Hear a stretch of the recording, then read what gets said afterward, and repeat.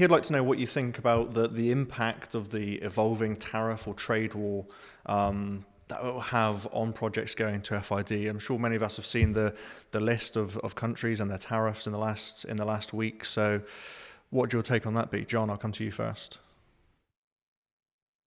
Again, I think it's more Trump insanity. It's completely destabilizing because uh, it upends traditional notions of what prices are going to be for various commodities, whether it's fuels, chemicals, whatever it is. And so we don't know what the pricing is going to be. Hamilton Clark's had a long time relationship with a number of Canadian companies. They're absolutely furious with the Trump administration about what's happened. And we're finally starting to see Mr. Carney stand up to Trump, but we're going to have to wait and see. And, as a project finance banker, it's not helping us move along this process of trying to decarbonize all these different industries globally. And so it couldn't be worse news, frankly, from my standpoint, as a guy that's been in sustainability and decarbonization for 25 years.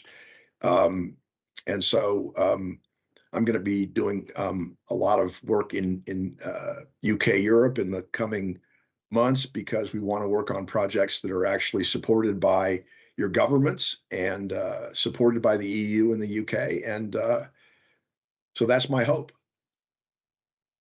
Great. And Adam, I'll come to you on this. We've seen, those 20% tariffs on the EU, 10% on the UK from the US. So what do you think the impact of this trade war is going to be when it comes to getting projects going to FID?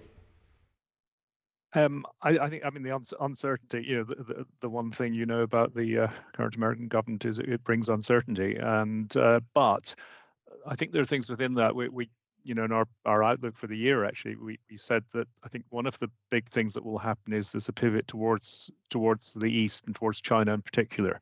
If China cannot sell its solar panels into America or can't do so without massive tariffs, it's going to be dumping them elsewhere. And I think for those who want to go and take advantage of that, that means cheap renewable energy. Cheap. I mean, they are cheap already. Solar panels are very cheap. But I think we will see further price falls because there is overproduction in China relative to the level of demand. And actually, for a hydrogen project, which relies on cheap electricity, cheap renewable electricity, that's possibly a good thing. The issue will be Europe's response, I think, and Europe's response to China rather than necessarily Europe's response to the US. I mean, tariffs on EVs from Europe are already very high. But then again, you can buy an EV in China for less than $2,000. It's a terrible EV, but Southwest Airlines was also a terrible airline, yet it still took market share because it gives you something people want. And I think, I think it's the Chinese reaction that's going to be the interesting thing. And my feel is it will drive. China doesn't need an oil industry, so it's going to continue to push clean energy. And I think in the long run, that will help hydrogen.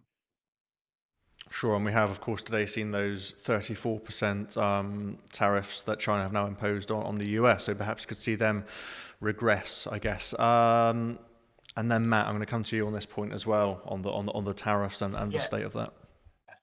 I mean, what we're experiencing as legal practitioners at the moment is similar to what we experienced when the COVID lockdown happened. It's that serious on projects that are in construction now.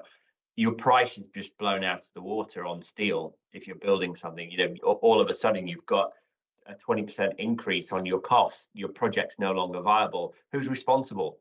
Is it the contractor? Is it the developer? What do banks do? So all of these questions that came out during COVID are coming out now. How do we deal with this contractually, and how is this going to shake out?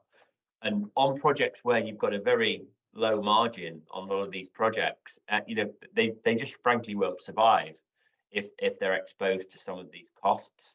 And so, I think there's a lot of we're getting a lot of panicked calls at the moment, not for projects that are pre-FID, but ones that have gone into financing and are in construction. Ones that are pre-FID can they can stop, they can wait and see what happens. But the ones that are in construction, you know, there's some really nervous people out there, and it is unfortunate.